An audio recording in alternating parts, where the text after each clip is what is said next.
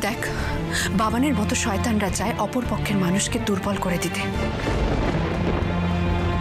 ছায়া, ছায়া, সেই ছোটবেলা থেকে তোকে আমি আগলে রেখেছি, আগামী দিনেও আগলে রাখবো। তোর গায়ে একটাও আঁচড় লাগতে দেব না।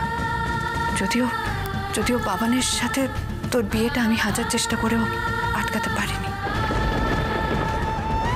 সেটাই তো আমার জীবনের সব থেকে বড় ভুল হলো। আর সেই ভুলের মাসুল আমাকে সারা জীবন দিতে হবে। আমি বুঝতে পেরে গেছি আলো, এই যে ভুলটা আমি করেছি, তুই আমাকে বারবার বারণ করেছিলি। তোর কথা না শুনে যে ভুলটা আমি করেছি, সেটার জন্য সবটা শেষ হয়ে গেছে আলো। না ছায়া, কিচ্ছু শেষ হয়নি। তোর জীবনটা শেষ হয়নি, আমি তোর জীবনটা শেষ হতে দেব না। কালকে আমি উকিল বাবুর সাথে কথা বলবো। বাবানকে তোর জীবন থেকে সরানোর জন্য আমাকে যা যা করতে হয় আমি তাই করব। বাবানকে আমি কিছুতেই তোর জীবনটা তছনছ করতে দেব না। তোর আগামী জীবনটা দীপজয়ের সাথে কাটবে, আর খুব সুখে কাটবে।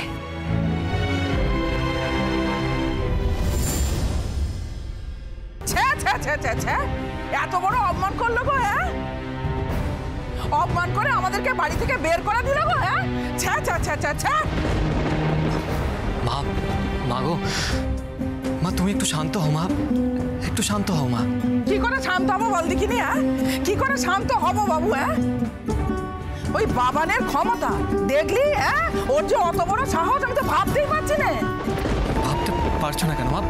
এটা হওয়াই তো স্বাভাবিক। হ্যাঁ মা, বাবান তো একটা খারাপ ছেলে, ও ছায়ার জীবনটাকে নষ্ট করে দিয়েছে, আর আবার এই দ্বিতীয়বার ফিরে এসেছে ছায়ার জীবনটা আরেকবার নষ্ট করবে বলে।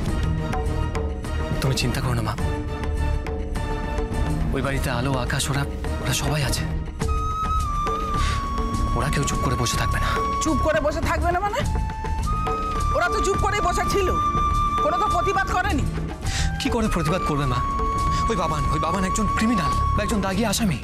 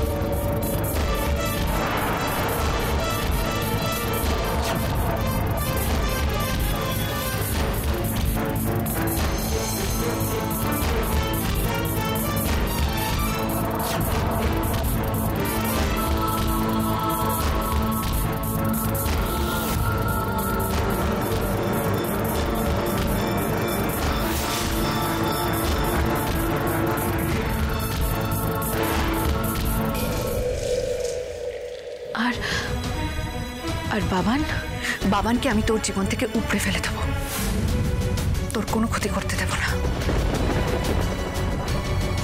তোকে ড্রাগ খাওয়ানো, মিথ্যে মৃত্যুর নাটক করা, এই সমস্ত কিছুর এলিগেশন দিয়ে আমরা অলরেডি ডিভোর্স ফাইল করে দিয়েছি। এখন শুধু ডিভোর্স পাওয়ার অপেক্ষায়।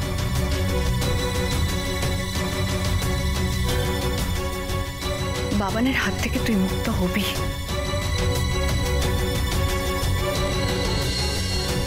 আর এটা তোর আলোর দেওয়া তোকে প্রতিজ্ঞা।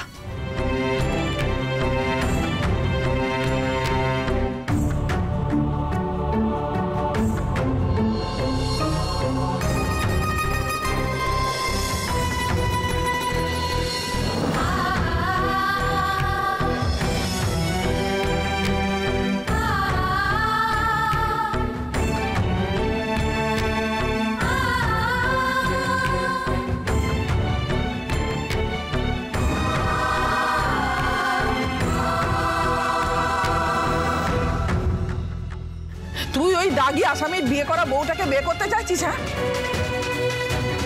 বাবু, এই ঝুঁকি নিস নি বাবু, এই ঝুঁকি নিস নি। তুই ছায়াকে বিয়ে করিস নি, আমি আলোকে ফোন করে না করে দেবো। না মা, দয়া করে এরকম করো না মা। মা সবাই জানে ছায়ার সাথে আমার বিয়ে ঠিক হয়ে গেছে। এখন যদি আমি না করে দিই তাহলে ছায়ার জীবনটা নষ্ট হয়ে যাবে। আরে বাবু, ওই মেয়েটার জীবনটা তো এমনিতেই নষ্ট হয়ে গেছে। ওই শয়তান বাবা ওকে ডাইভোর্স দেবে না, কখনো দেবে না। ও ছায়ার জীবনে থাকবে, যন্ত্রণা দেবে, কষ্ট দেবে। আর তুই যদি তোর নিজের জীবনকে ছায়ার সঙ্গে জড়াস তাহলে তোকেও কষ্ট দেবে।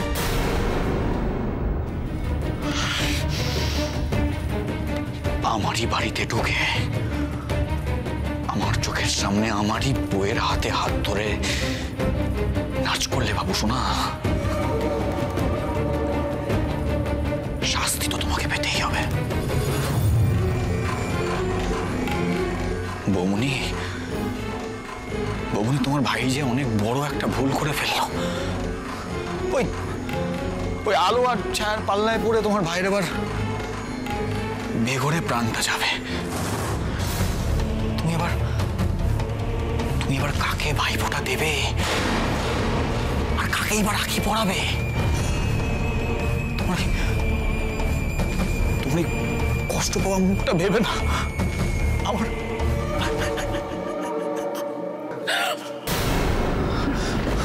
মা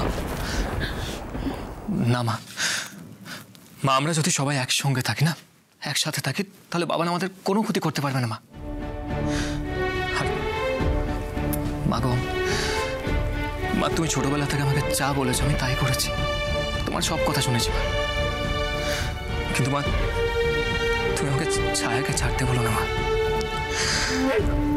আমি যে ছায়াকে ভালোবেসে অনেক কিছু পেয়েছি মা, আমার মধ্যে অনেক সাহস হয়েছে মা। আর এই বাবানের ভয়ে যদি আমি এখন ছায়াকে ছেড়ে দিই, ভয়ে পিছিয়ে আসি, তাহলে লোকে কি বলবে? লোকে বলবে আমি একজন ভীরু, একজন কাপুরুষ। মা তোমার ভালো লাগবে যে তোমার ছেলেকে লোকে বলুক ভীরু, কাপুরুষ? ভালো লাগবে তোমার?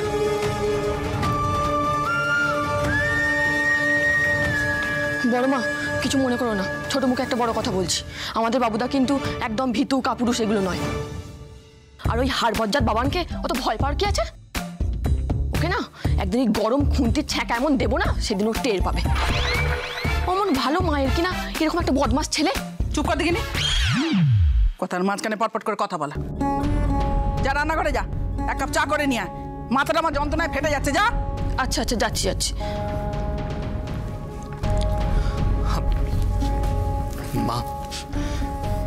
মা তুমি একটু শান্ত হও মা, একটু ঠান্ডা মাথায় ছায়ার কথাটা একটু ভাবো।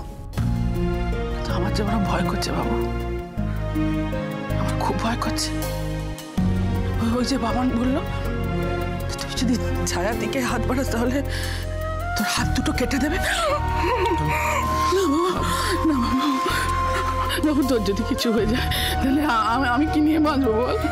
আমার কি হবে বাবু? আমি কি নিয়ে বাঁচবো? মা কিচ্ছু হবে না আমার, মা কিচ্ছু হবে না আমার।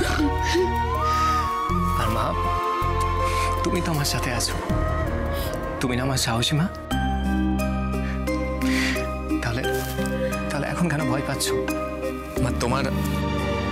তোমার আশীর্বাদ যতদিন আমার উপর আছে, আর ছায়ার ভালোবাসা যতদিন আমার উপর আছে, আমার কোনো ক্ষতি হবে না। দেখো ওই বাবা আমার কোনো ক্ষতি করতে পারবে না মা। এটা তো আমাদের একার না, এটা তো আলোর লড়াই। আলো তো আছে ওই বাড়িতে, তাহলে কেন ভয় পাচ্ছ মা? আমরা যদি সবাই মিলে হাতে হাত রেখে একজোট হয়ে লড়াই করি, বাবা না আমাদের কোনো ক্ষতি করতে পারবে না। আমরা ঠিক জয়ী হব মা, দেখে নিও, আমরা ঠিক জয়ী হব।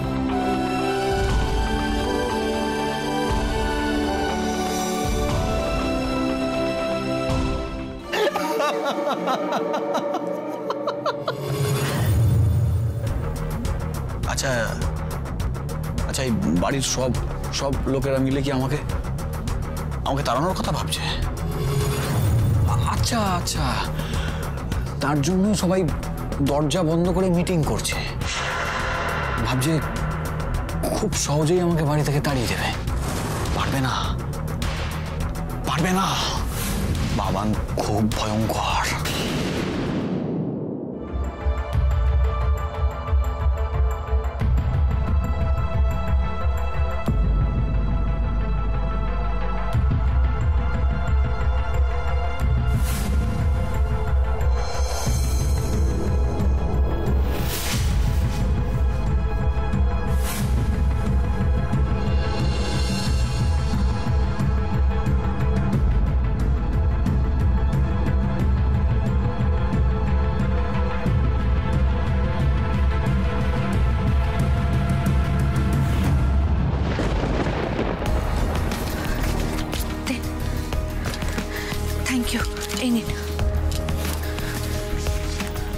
ম্যাম এইখানে একটা সিগনেচার করতে হবে। হ্যাঁ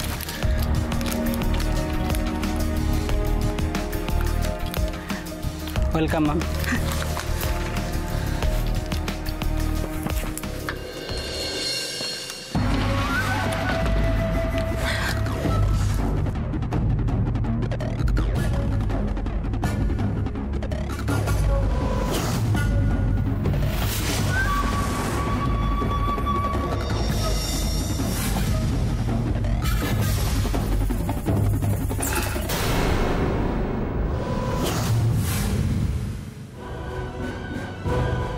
জীবনটাকে না আমি তছনছ করে দেব। ভয়ঙ্কর মহামারীর মতো তোমাদের জীবনে ছড়িয়ে পড়বো আমি। তোমরা কিছুতেই আমার থেকে মুক্তি পাবে না। আর আলো, তোমার জন্য তো আমার জীবনটা শেষ হয়ে গেছে। তোমাকে তো আমি কোনোদিনই শান্তি পেতে দেব না, কোনোদিনই না। তোমার জন্য আমাকে মৃত মানুষ ওই দিন কাটাতে হয়েছে। তোমার জন্য আমাকে গড়াদের পেছনে পৌঁছতে হয়েছে। তোমার জন্য আমি অ্যাক্সিডেন্ট হয়ে মরতে মরতে বেঁচেছি। তোমাকে তো আমি ছাড়বো না।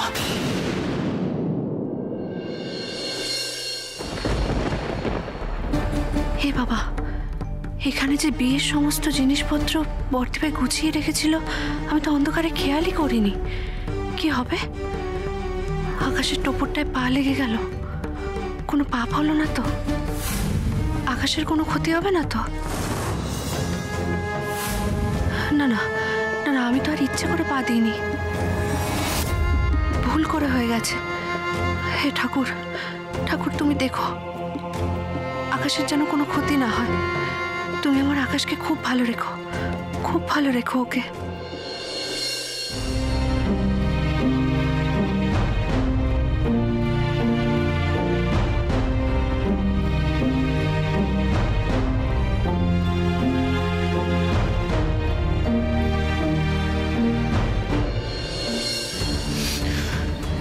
তাও যদি ওই ক্যান্সারের ওষুধের ফর্মুলাটা আমি পেয়ে যেতাম, সেটাও তুমি হতে দিলে না। ওকে টাকার পাহাড়ের চূড়ায় তুমি পৌঁছতে দিলে না আলো। তাই আর আমি তোমাকে কোনো সুযোগ দেব না। আমি জানি সুযোগ পেলেই তুমি আমার ক্ষতি করবে।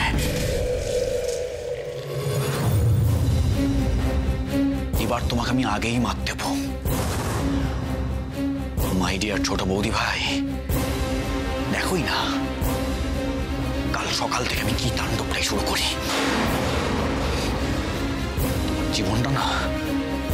তোমার জীবনটা আমি একেবারে নরক করে দেবো, একেবারে নরক। আর তুমি কিচ্ছু করতে পারবে না, কিচ্ছু না।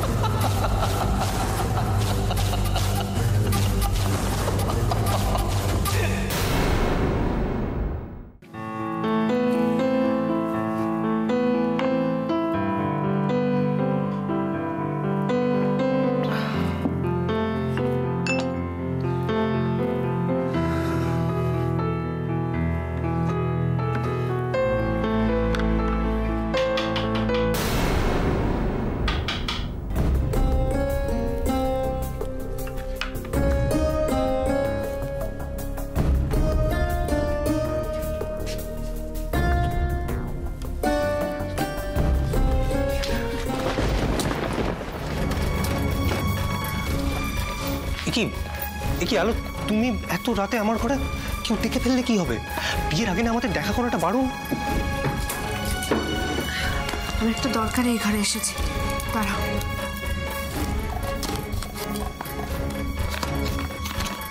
এই দেখো,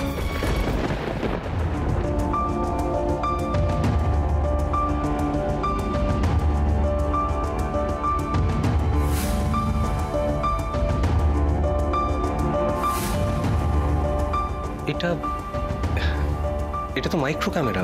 তুমি তুমি এটা কোথায় পেলে? আমি আনিয়েছি বাবানের ওপর নজর রাখার জন্য।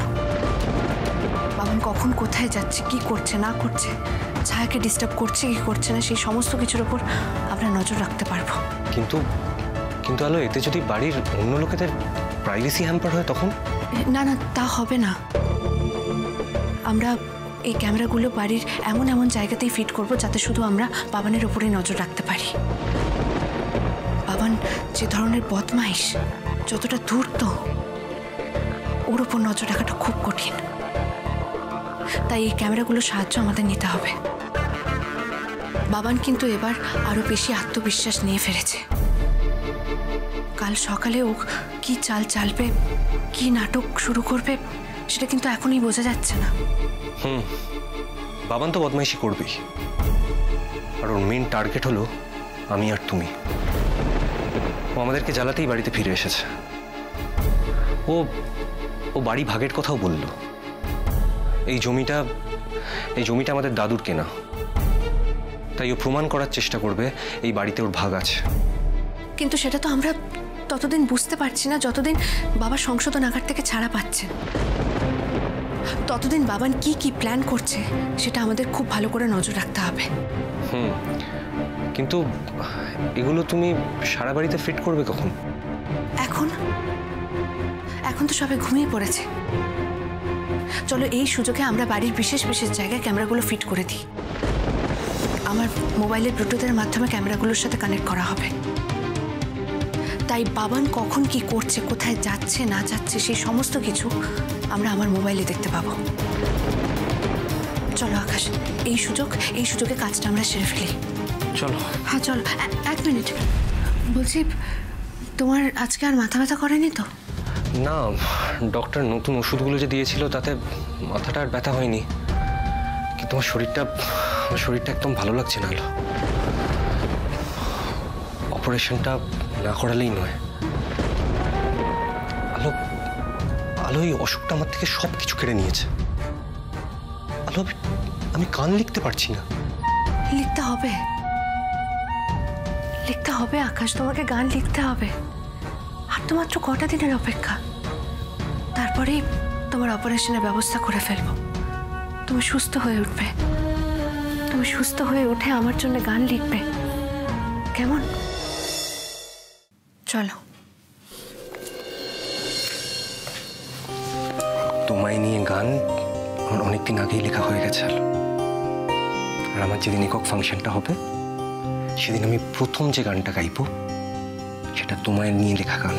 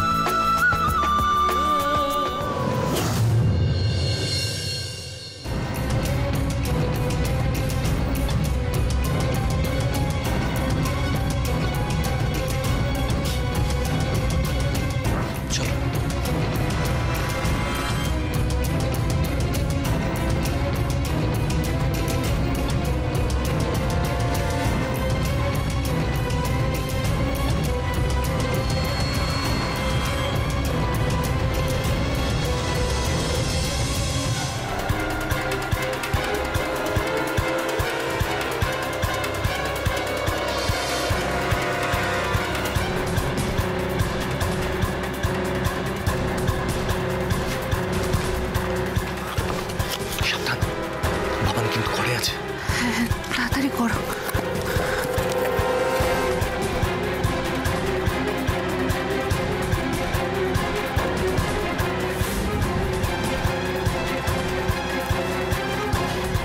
এখানেও একটা লাগাতে হবে। কোথায় লাগানো যায় বলো তো?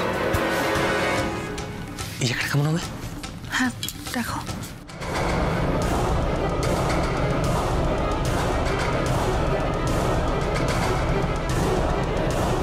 ডান, চলো। হ্যাঁ চলো।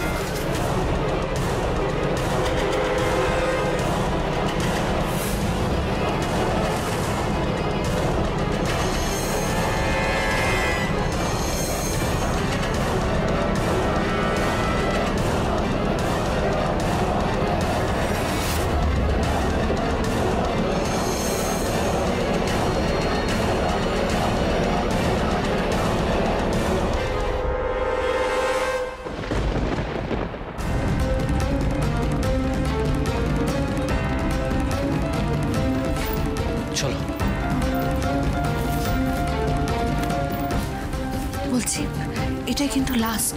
ছায়ার ঘরের সামনে কোথায় ফিট করবে? কোথায় ফিট করা যায় বলো তো? ওই তো ওই ফুলের তোড়াটা কেমন হবে? না